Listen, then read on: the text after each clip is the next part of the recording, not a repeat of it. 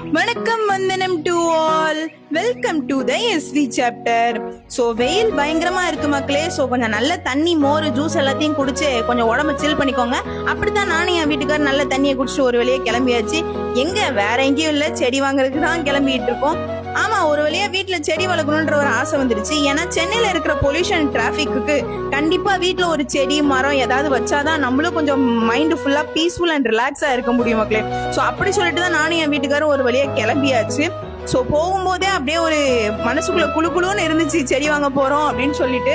So ஒரு வழியே செடி வாங்குறதுக்கு போய் அந்த பிளேஸுக்குள்ள என்டர் ஆகும்போது என் மூஞ்சி இப்ப பாத்தீங்கன்னா தெரியும். ஐயோ அவ்வளோ ஒரு ரிலாக்ஸா நான் ஃபீல் பண்ணிட்டு இருந்தேன்.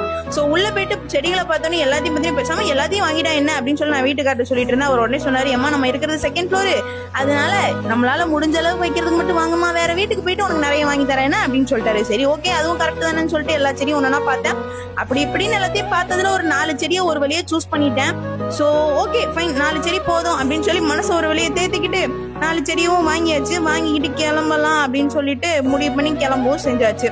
ஸோ வீட்டுக்கு செல்லங்களை கூட்டிட்டு வந்து, நீ செல்லங்களுக்கு மேல எல்லாத்தையும் ஸ்பேஸ் ஒதுக்கி அழகா கிளீன் பண்ணி அவங்கள உட்கார வைக்கணும்ல. ஸோ அதுக்கு தான் மேல போயிட்டு எல்லாத்தையும் கிளீன் பண்ணலாம்னு சொல்லிட்டு போய் உட்காந்துருந்தேன்.